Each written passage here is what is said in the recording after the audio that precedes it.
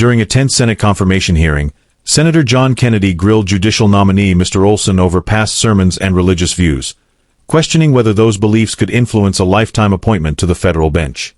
Kennedy opened by pointing to Olsson's resume, noting that he is an ordained elder in the Reformed Presbyterian Church of North America.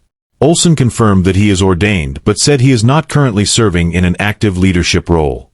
The senator then turned to a sermon Olsson delivered in August 2015 at the Second Reformed Presbyterian Church. Kennedy quoted remarks in which Olsson appeared to suggest that marriage was not intended for all people, including individuals with physical disabilities that could prevent what he described as a robust marriage. Asked whether he made the statement, House. Senator Kennedy.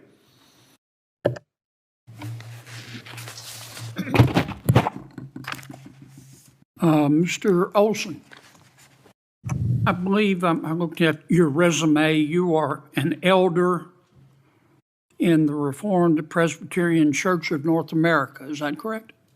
I am an ordained elder in the RPCNA. I am not actively serving. In August of 2015, you gave a sermon at the Second Reformed Presbyterian Church. Do you remember that? 2015, I think that might have been a Sunday school lecture, but I spoke, yes.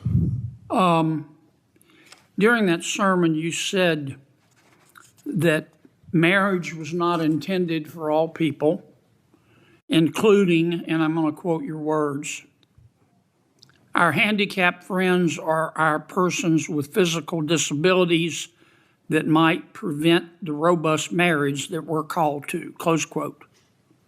Did you say that? I think I did, Senator, yes. You believe that folks with handicaps and physical disabilities should not be able to marry? No, Senator. I was explaining the meaning of Christ's words that some, to use Christ's terms, are eunuchs by birth, and explaining that the meaning of that verse in the context of those who are called to singleness, and that there are various reasons why individuals don't get married. But what about folks who are handicapped or who have developmental disabilities? I was using that example as an illustration of why some don't get married, not as a kind of reason why someone shouldn't. It was illustrative of the condition in which some find themselves, but certainly not in any stretch of the imagination suggesting that they couldn't or shouldn't, merely that in some cases they don't. On July 24, 2022, you gave another sermon at the Columbia Reformed Presbyterian Church. Do you remember that? The Columbus Reformed Presbyterian Church, yes. You were speaking about sexuality, is that correct? I gave two sermons at that church, and the main topic of both of those was not human sexuality. In one of them you said, quote, transgenderism, homosexuality, fornication, and all sorts of sexual perversions was a form of hypocrisy from, quote, your words, shame on the inside. Did you say that? I don't recall the precise wording, but that sounds What did you mean by that? Yeah, Senator, thanks for the opportunity to clarify that. So I was preaching a sermon on a passage in the Old Testament about an Old Testament King Uzziah who was stricken with leprosy. I don't have a lot of time, Counselor. Tell me what you meant by that. Sure, that many... You believe that fornication is a form of sexual perversion? Senator, my personal views, my religious views, what I was speaking at that time were for the edification of the people that I was preaching to. As a judge sitting here today, my obligation is to apply the rule of law. Yeah, I understand that, but my obligation is to try to understand you. because this is a lifetime appointment. Do you believe that fornication, which I assume you mean by that the sex act, is a form of sexual perversion?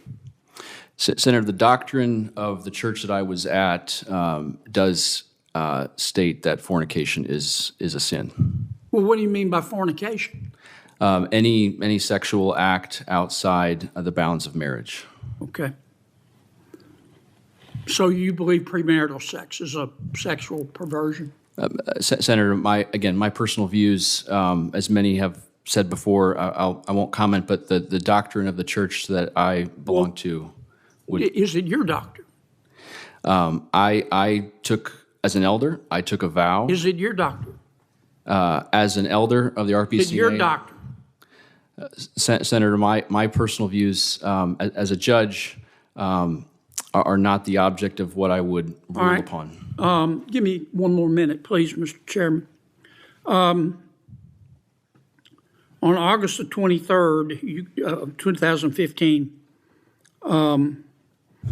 you spoke in Sunday school, and you said, quote, "I'm not saying women can't have careers. That's not what I'm saying." No, strike that. I'm reading the wrong quote. I apologize. In your talks at your Sunday school, you said that God, quote, has called wives to be subject to their husband, end quote, and to, quote, serve the good of your husband and support his calling, close quote. Did you say that? I gave a couple Sunday school lectures around that time. I don't recall the particular one, but I think I recall saying something along those lines. What did you mean by that? So in Christian marriage, as explained by the apostles, I was describing our church's understanding of what Christian marriage ought to look like. And you believe Christian marriage provides that women have to be subservient to their husbands? Senator, I think I was quoting either a passage in Ephesians or those are not my words. Those are words in the scriptures. Well, you said them. Do you believe them?